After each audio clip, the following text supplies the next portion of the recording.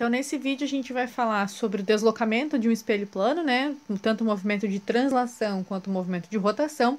E também a gente vai falar sobre a formação de imagens, né, de um objeto que está entre dois espelhos, né? A associação de espelhos planos. Bom, então vamos começar aqui com translação. Então, imagine o seguinte, eu tenho o meu objeto, eu botei aqui uma reta numérica, né, para ficar mais claro. Então, imagine o meu objeto aqui na posição 0. Coloquei meu objeto aqui na posição 0 e vou colocar meu espelho aqui em cinza na posição 5. Deixa eu até fazer mais grossinho aqui. O meu espelho... Não quer ir. Claro que agora pifa. Aqui na posição 5, tá? Coloquei meu espelho aqui. Bom, se a imagem é simétrica ao objeto, né? Essa aqui é meu objeto O, a imagem vai ficar lá na posição 10. Né? Aqui vai ficar a minha imagem I, porque essa distância aqui tem que ser a mesma. Então, agora, eu pego esse meu espelho, né? Esse meu espelho que estava aqui na posição 5, e eu vou transladar ele. Eu vou pegar ele da posição 5 e colocar ele na posição 7, tá? Vou colocar ele aqui na posição 7. Então, eu posso dizer que meu espelho... teve aqui, então, um deslocamento Dzinho, certo? Como o meu espelho agora está aqui na posição 7, a distância entre o objeto e espelho é 7, a distância entre espelho e imagem também tem que ser 7, certo? Então, a minha imagem, vai ficar agora aqui, ó. Né? Eu vou chamar aqui de linha. Então, a imagem que estava na posição 10, agora está aqui na posição 14. Então, a imagem teve esse deslocamento aqui, que eu vou chamar de Dzão, tá? Então, vocês notem que o espelho deslocou 2 e a imagem deslocou 4. Então, o deslocamento da imagem é o dobro do deslocamento do espelho. Tá? Justamente por conta dessa simetria entre objeto e imagem. Bom, e a velocidade, pessoal? A gente pode pensar que o deslocamento da imagem foi o dobro, mas ela aconteceu ao mesmo tempo em que aconteceu o deslocamento do espelho, né? Como velocidade é deslocamento em relação ao tempo e o tempo é o mesmo, logo, a velocidade da imagem, eu vou chamar de Vzão, é o dobro da velocidade do espelho. Tá? Porque aconteceu ao mesmo tempo. Então, esse é o movimento de translação. O que a gente vai fazer agora é o movimento de rotação no espelho. Então, aqui eu tenho o meu espelho, tá? Que tá aqui na horizontal, né? O raio incidente aqui, o raio refletido ali. Aqui nós temos os ângulos, né? De incidência e de reflexão que são iguais.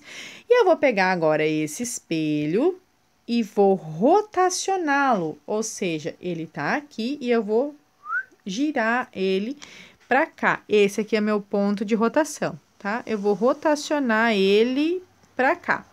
Então, o que que aconteceu quando eu rotacionei ele para cá? O meu raio incidente, né? Agora que, né, tá vindo aqui, ele continua vindo aqui, ele vai incidir aqui, certo? E ele vai refletir, né? Aqui tá a minha reta normal, ele vai refletir no mesmo ângulo para lá, certo? Aqui é a minha outra reta normal. Bom, então, esse espelho rotacionou um alfa aqui. Vocês notem que, assim como o espelho rotacionou, o raio refletido, que é esse cara aqui, também rotacionou. Ele estava indo naquela direção, agora ele está indo naquela direção. O raio incidente continua na mesma. E aí, eu vou querer saber esse cara aqui, que eu vou chamar de beta. Quanto que é esse cara? Para ficar mais claro, tem uma imagem prontinha aqui para vocês, tá? Então, eu vou pegar aqui em verde para desenhar qualquer coisa que eu precise. Então, olha só, pessoal, aqui tá o meu espelho, aqui tá meu eixo de rotação, rotacionei ele para cá, meu espelho tá aqui. Aqui o raio incidente, que antes batia no espelho, reflete ali, agora, como eu rotacionei, ele tá lá, bate lá no ponto B e reflete aqui para cá, certo? Então, o raio refletido que antes ia naquela direção, olha o D aqui, agora ele está indo nessa direção. E aqui eu tenho meu ângulo beta, que é o ângulo de rotação do raio refletido, tá? Pela lei da reflexão, esse θ1 é igual a esse θ1, que é o ângulo de incidência igual ao ângulo de reflexão. Da mesma maneira que θ2 é igual a θ2, aqui está a minha reta normal, né? Que é o ângulo de incidência e o ângulo de reflexão no espelho já rotacionado, ok? Bom, o ângulo entre o espelho, né, na posição anterior e na posição de rotação é esse ângulo alfa.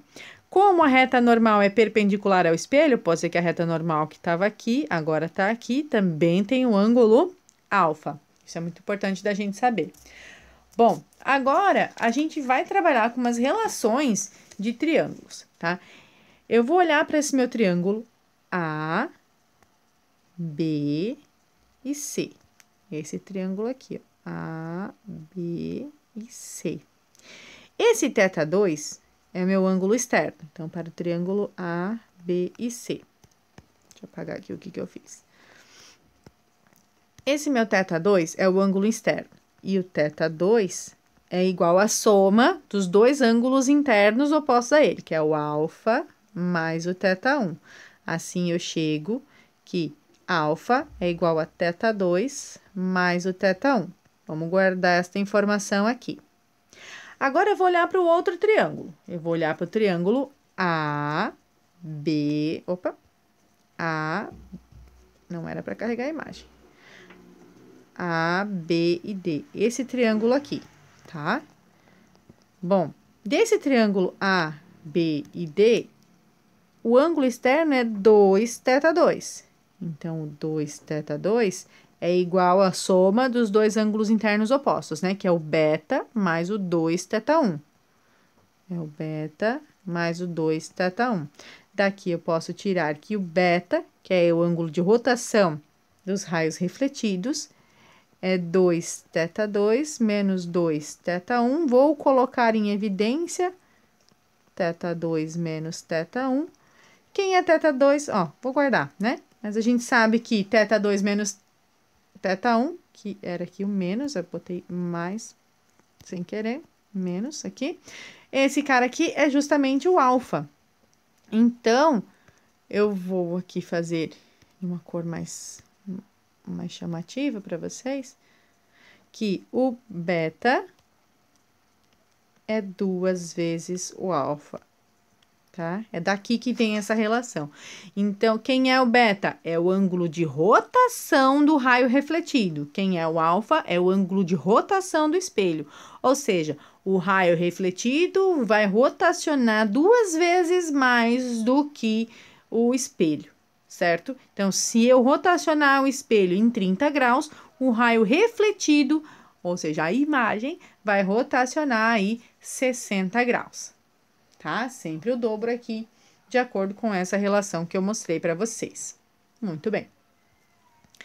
Eu também posso associar espelhos. Então, olha essas duas imagens aqui, né? Eu coloquei um objeto entre dois espelhos planos, né? Que estão com ângulo alfa entre si. E vocês veem que eu tenho a formação de várias imagens. É possível calcular o número de imagens, tá? Sabendo o ângulo desse espelho. Ou o contrário, né? Saber o ângulo entre os espelhos, dependendo do número de imagens que nós temos. Então, vamos lá. Como é que isso acontece? Então, aqui, ó, eu tenho o espelho 1, o espelho 2, e aqui tá meu objeto no ponto P, certo? Bom, prolonga esse espelho 1, prolonga esse espelho 2. Essa circunferência aqui é uma circunferência de raio OP, tá? Você faz essa circunferência. Então, vamos lá, vamos entender o que está acontecendo. O P vai formar uma imagem P1 aqui no espelho 1, tá? Essa imagem P1 vai servir de objeto para o espelho 2, formando uma imagem P1'. Essa imagem P1' vai servir de objeto para o espelho 1, formando uma imagem P1, 2 linhas, tá? Essa zona aqui, ó, que é o prolongamento desses dois espelhos, essa zona em cinza, é chamada de zona morta. Quer dizer que essa imagem que é formada dentro dessa zona não vai mais ser objeto para nenhum dos outros espelhos, tá? Agora, para o espelho 2, esse meu objeto P formou uma imagem lá no espelho 2, P2'. P2. Esse P2 serviu de objeto para o espelho 1, formando uma imagem P2'.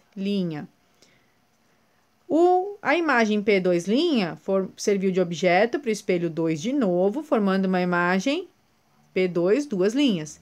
Caiu na zona morta, ó, se sobrepôs a imagem P1, 2 linhas, tá? E não forma mais imagem. Então, esse ângulo de 60 graus, o objeto formou 1, 2, 3, 4, 5 imagens, tá? Bom, tem uma fórmula para isso. Que fórmula é esta? O número de imagens formada, tá? É 360 graus, por conta dessa circunferência aqui, dividido por alfa, que é o ângulo entre os espelhos, menos 1, tá? Cuidado na hora de fazer o cálculo, tá, gente? Olha a ordem de operação. Primeiro divide, depois subtrai. Já vi muita gente pegar 360 menos 1, 359, dividir por alfa, e aí, né, dá tudo errado, obviamente. Se fosse para diminuir o antes, já estava na fórmula 359, né, gente? Vamos ser esperto aqui, ordem de operação. Primeiro divide, depois subtrai. E aí você vai usar essa formulazinha para saber o número de imagens produzidas pelo espelho. Esse menos 1 justamente porque, ó, aqui, ó, se sobrepôs, tá vendo? Muito bem.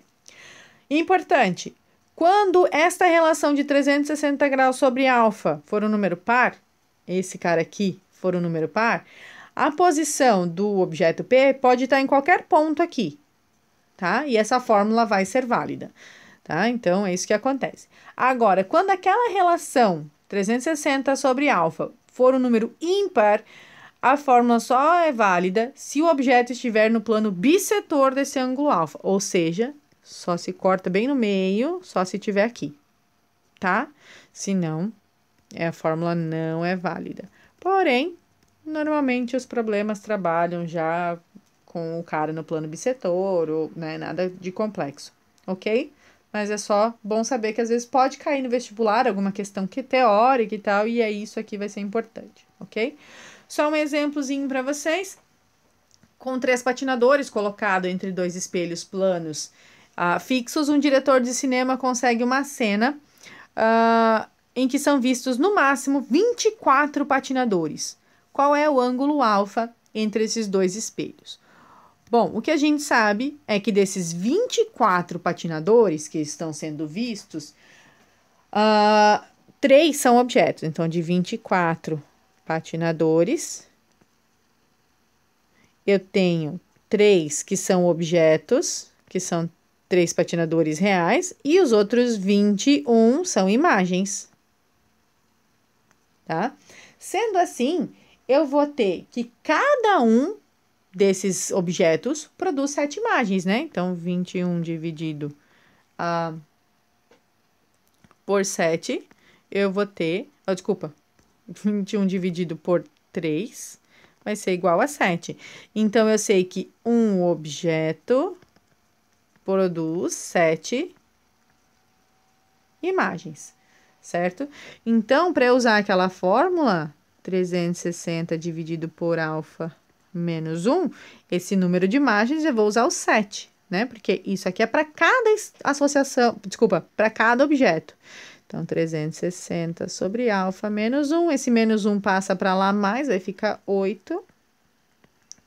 Daqui eu tenho que alfa é igual a 45 graus, tá? Então, normalmente, problemas de associação de espelhos são bem semelhantes a esse, tá? Você tem que descontar o número de objetos, você tem que fazer o número de imagens para cada objeto. Normalmente, eles são assim. Ok, pessoal? Bom, acho que de espelho plano era isso. Até o próximo.